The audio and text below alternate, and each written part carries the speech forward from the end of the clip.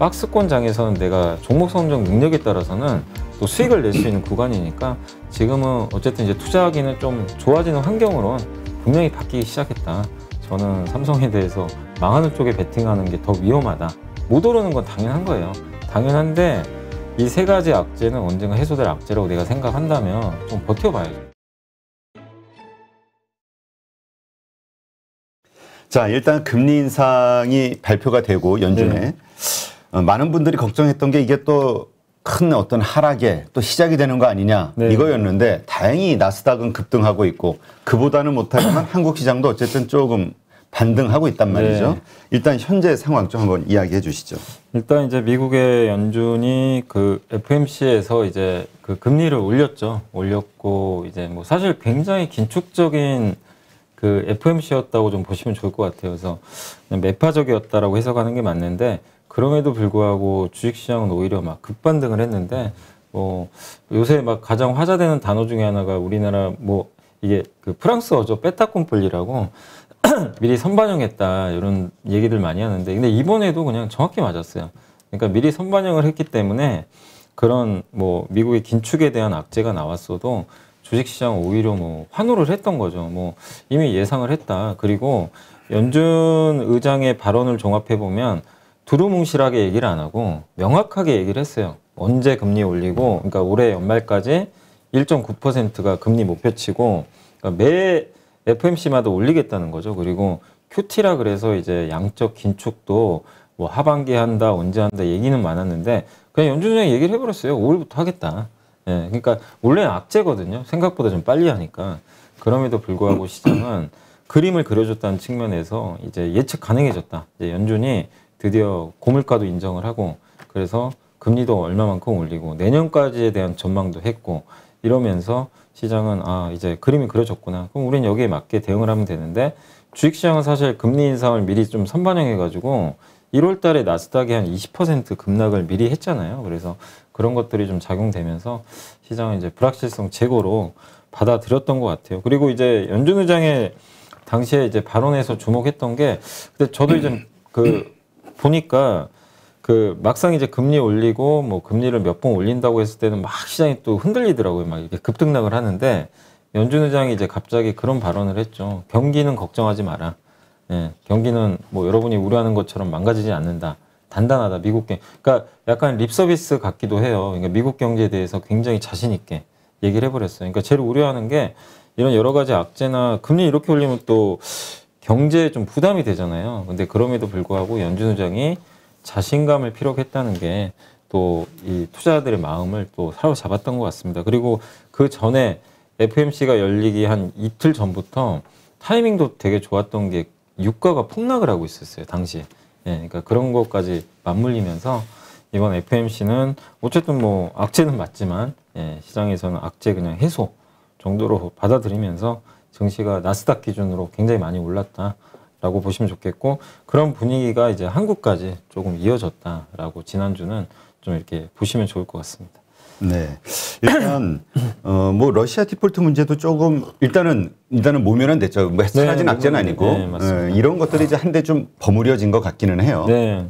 그러니까 이제 시장이라는 건 이런 것까지도 염두에 두면서 지난주 월화만 해도 분위기 너무 안 좋았잖아요. 그렇죠. 사실은 정말 아 이러다 진짜 2,600 깨지겠구나. 뭐 우크라이나 문제 해결 안 되고 FOMC는 깜깜이고 거기다 러시아 뭐 디폴트 얘기에다가 중국, 홍콩 그러니까 홍콩 증시가 폭락을 하는 모습까지 나왔고 중국 선전시가 갑자기 셧다운 들어가고 그러니까 그런 뭐 지난주 월요일도 우리 뭐 그런 얘기를 한번 했었잖아요, 사실.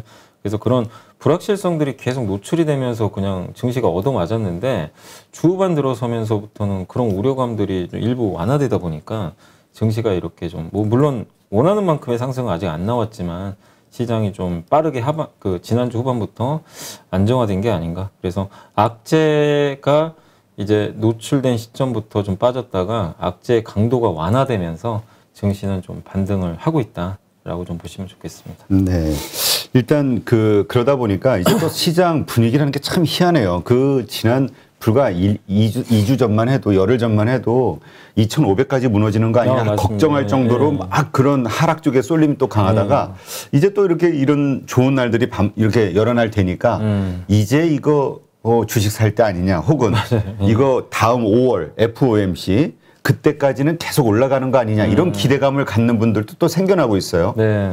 근데 뭐 그렇게 보시면 좋을 것 같아요. 요새 저 분위기 보면 지난주 초반만 해보면 신문 기사를 보면요, 방금 대표님 말씀대로 진짜 2,500 기사가 나왔어요. 실제로 나왔고 뭐 개인 투자분들 조심을 해야 된다, 막 이런 내용들이 많이 나왔는데, 근데 그때만 해도 진짜 극단적으로 안 좋은 게 맞았기 때문에 뭐 그런 기사들이 나오는 건 일견 뭐 맞을 수도 있지만, 근데 당시에도 여러분도 보셨겠지만 홍콩이 지난주 월화에 기록적인 폭락을 하면서 그냥 주가가 고점 대비 반토막이 났거든요. 근데 우리나라 증시는 그런 악재에도 불구하고 지난 1월달 저점이 있잖아요. 그 2,600 초반, 2,590이었나요? 그거를 깨지 않고 버티더라고요. 그러니까 저는 한국 시장은 물론 이제 당시에 너무 힘들었죠. 지난주 월요일 날도 너무 어려웠고 화요일도 좀 힘든 모습들이 좀 나왔지만, 그럼에도 불구하고 저점을 안 깨고 있다는 걸 봐서는 아, 시장은 어떤 악재가 나와도 여기서 버틸 힘이 좀 굉장히 강하구나, 그걸 좀 느꼈고, 근데 바로 홍콩 돌리고 FMC 끝나니까 증시 분위기가 바뀌니까 2,700까지 그냥 순식간에 또 회복되는 그런 모습이 좀 나와버렸잖아요. 그러니까 그만큼 시장 뭐 예측한다는 것 자체가 굉장히 어렵습니다. 근데 이제 요즘에 그 분위기들을 보시면 좀 약간 비관적으로 보셨던 분들, 보수적으로 보셨던 분들도 아, 지금 이 지수대에서는 좀 괜찮다, 이제는 약간 그 좀 투자를 한번 해볼 만한 구간이다라고 좀 그 의견을 좀 바꾸신 분들도 좀 이제 조금씩 나오고 있어요. 그만큼 이제 리스크가 이미 어느 정도 노출된 상황에서 2,600포인트에서는 한번 주식을 해볼 만한 구간 아니냐, 이렇게 좀 느끼는 것 같습니다. 근데 이제 중요한 거는 이게 5월까지 상승세가 이어질지 뭐 그거는 알 수는 없어요. 왜냐면은 FMC 5월일지 6월일지 모르겠지만 여전히 0.5% 인상 가능성이 아직 남아 있어요. 아직 끝난 건 아니고, 제일 중요한 게 국제유가잖아요. 유가가 안정화돼야 되는데 아직 국제유가 이번에 또 $100 또 넘어갔거든요. 근데 유가 올랐는데도 미국이 오른 게 좀 되게 이제 과거랑 다른 점이지만, 그만큼 시장이 내성은 생겼지만 우리가 원하는 건 기술적 반등이 지금 아니잖아요. 추세적으로 올라서 뭐 3,000 넘고 이걸 원하는 건데 그거는 확인이 필요한 거죠. 그래서 지금 당장 이 고물가가 이어지고 또 0.5% 인상에 대한 우려, 또 경기가 둔화될 거라는 그런 불안감들이 완전히 해소된 건 아닙니다. 그게 사실은 해소가 된다고 우리가 다 생각을 한다면 주식시장은 벌써 3,000 넘어가려고 막 준비를 할 거예요. 근데 단지 이런 우려들이 이제 최악에서 좀 완화되는 것 뿐이지 완전 해소는 아니거든요. 그래서 현실적으로 지금 봤을 때는 증시 바닥은 좀 나왔다. 2,600대에서 나왔지만 당분간 박스권, 뭐 5월 FMC까지로 우리가 본다면 한두 달 정도는 뭐 2,600을 바닥으로 해서 많게는 2,800, 900 정도. 좀 많이 가면 900도 갈 수도 있겠죠. 유가에 따라선. 근데 그런 이제 박스권 안에서 등락을 거듭할 수 있다. 이런 정도로 좀 보시면 좋을 것 같아요. 그래서 추세적인 상승은 아직도 확인할 것들이 좀 되게 많고, 그리고 무엇보다 추세 상승이 나오려면 전쟁이 끝나야 됩니다. 그렇죠. 예. 근데 전쟁이 끝나길 바라지만 이건 누구도 예측이 불가능하잖아요. 언제 끝날지. 그거 빨리 끝나야 돼요. 안녕하세요. 815 모니톡 시청자 여러분, 이베스트 투자증권의 염승환 이사입니다. 2022년도 주식시장 전망과 투자 방향이 담긴 요약집을 제가 직접 작성하였으니 새로운 투자를 준비하시는 마음으로 꼭 한번 읽어보시기 바랍니다. 신규 발간된 2022 트렌드 요약집을 받을 수 있는 방법을 알려드릴게요. 요약집은 이베스트 투자증권 계좌를 처음 만드신 신규 고객님이라면 누구나 신청 가능합니다. 계좌 개설하는 방법 안내해 드릴게요. 먼저 플레이스토어, 앱스토어에서 이베스트 모바일 앱을 설치하신 후 다이렉트 계좌 개설을 진행하시기 바랍니다. 계좌 개설 시 개설점은 반드시 다이렉트로 선택하셔야 합니다. 마지막으로 이벤트 코드란에 815를 입력하시면 이벤트 신청이 완료됩니다. 이벤트 신청 고객님께는 요약집뿐만이 아니라 주식 투자 시 바로 사용 가능한 주식 상품권 5,000원권도 저희가 입금해 드리니 참여하셔서 혜택 모두 꼭 받아가셨으면 좋겠습니다. 2022년 주식시장 전망과 메가 트렌드 산업 내용, 주식 트렌드 요약집에서 꼭 확인해 보세요.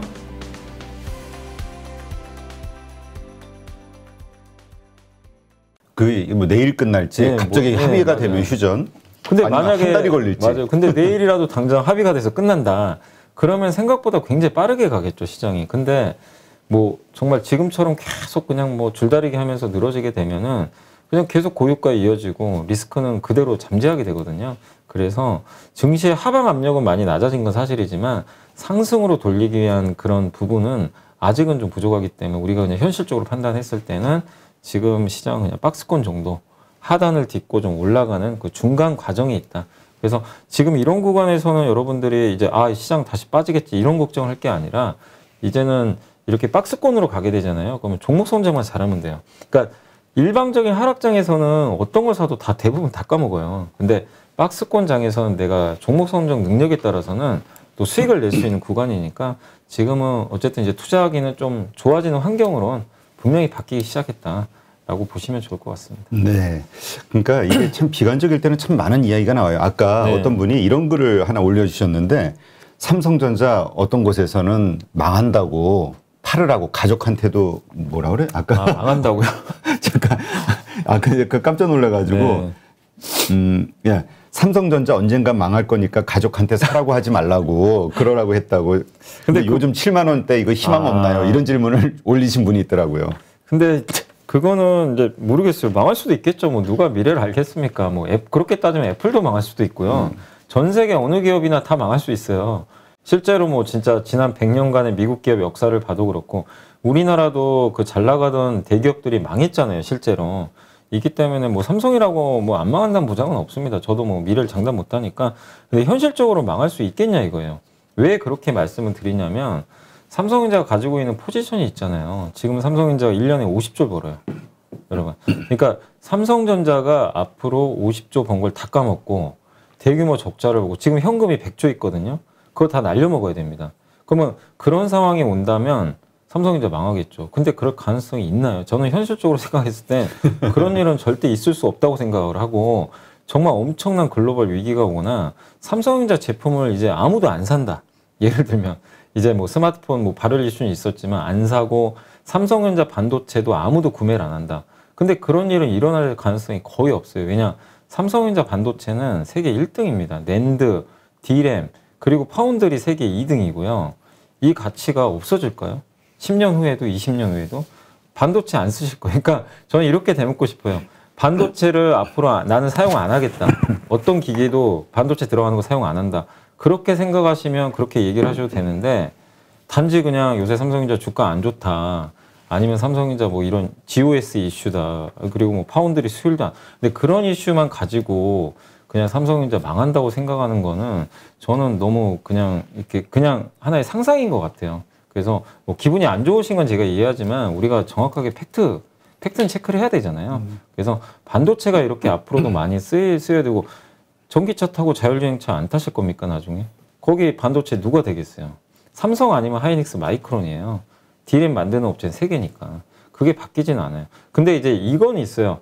나중에 중국 기업이 갑자기 D램 반도체 양산에 성공을 해가지고 그렇지. 삼성을 위협한다. 그러면 이제 말씀이 뭐 맞을 수도 있지만 그럴 가능성은 아직은 희박하다고 보고 있거든요. 그래서 저는 삼성에 대해서 망하는 쪽에 베팅하는 게 더 위험하다. 네. 그리고 요새 삼성의 이슈는 있지만 삼성은 지난 몇십 년 동안 한국을 대표하는 기업이고 여러 숱한 위기들이 있었잖아요. 옛날에 기억나세요? 이건희 회장이 있을 때 애니콜 화형식 한 거? 그때 그렇죠. 다 태워버렸어요, 진짜. 그때 그렇지. 네, 그리고 그 몇 년 전이죠. 그때 그 스마트폰에 그 배터리가 폭파해가지고 한번 갤럭시 노트 다 처분한 거 있잖아요. 그때도 다 위기라 그랬어요. 근데 이번에 GOS 이슈도 있었지만 저는 삼성의 그런 경험을 바탕으로 해서 분명히 한 단계 더 도약할 수 있다라고 생각해요. 그러니까 이렇게 교훈이 되겠죠. 지금은 좀 빼앗을 수 있겠지만 그리고 파운드리 같은 것도 분명히 만들면 만들수록 수율은 늘어나게 돼 있습니다. 지금은 굉장히 고생을 해요.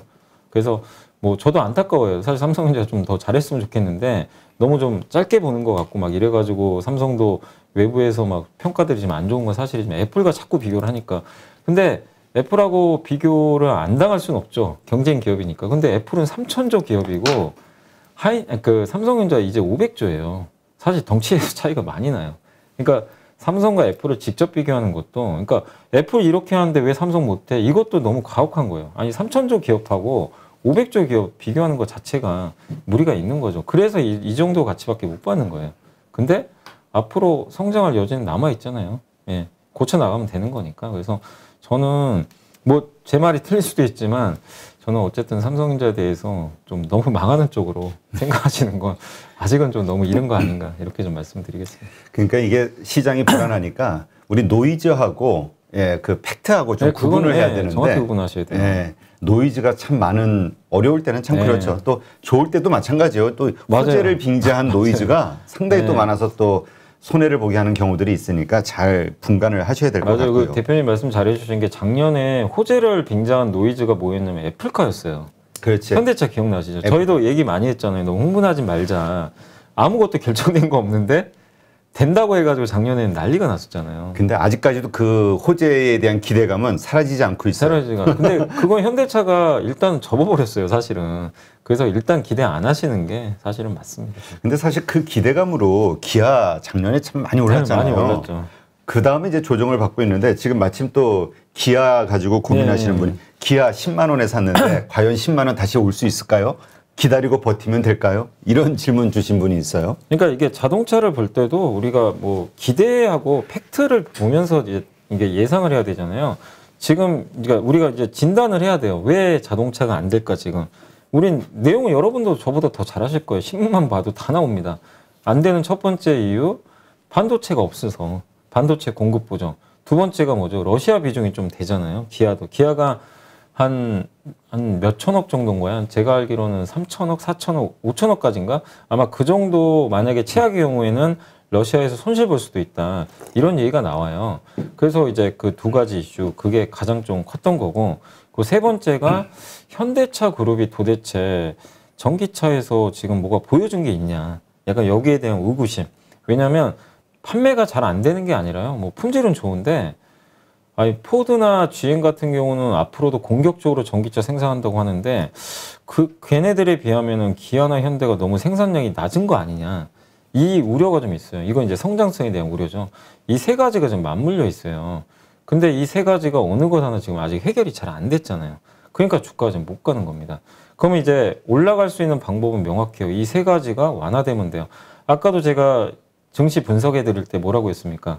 악재들이 많이 노출이 됐는데 조금 완화되니까 시장이 갑자기 지난주 후반에 확 올라갔잖아요. 자동차도 똑같아요. 첫 번째, 자동차 반도체 공급이 좀 늘어나기 시작할 것 같다. 이러면 올라갈 겁니다. 그렇죠. 근데 지금 왜 못 올라가요? 가뜩이나 지금 공급 부족한데 일본의 르네사스가 또 지금 이번에 지진 피해 때문에 가동 중단 또 들어갔어요. 지난번에도 화재 때문에 작년에도 맞아요. 그러지 않았어요? 작년에 그것 때문에 한번 난리가 났잖아요. 그렇죠. 근데 이번엔 뭐 이쪽이 잘못한 건 아니지만 지진 때문에 며칠 또 가동 중단. 그러니까 가뜩이나 부족한데 또 공장 가동 중단되면 자동차 회사의 타격이죠. 근데 사실은 현대차 기아는 악재가 아니에요. 왜냐하면 르네사스에서는 거의 공급을 안 받아요. 르네사스가 공급하는 회사는 주로 일본 자동차 회사입니다.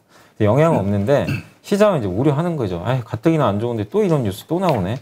근데 어쨌든 그러면은 근본적으로 올라가려면 공급이 언제 해소될 거냐. 근데 일단은 이거는 애널리스트들의 의견이지만 2분기부터 파운드리 공장이 이제 본격적으로 증설 들어가서 양산 시작을 한대요. 그걸 한번 믿어봐야죠.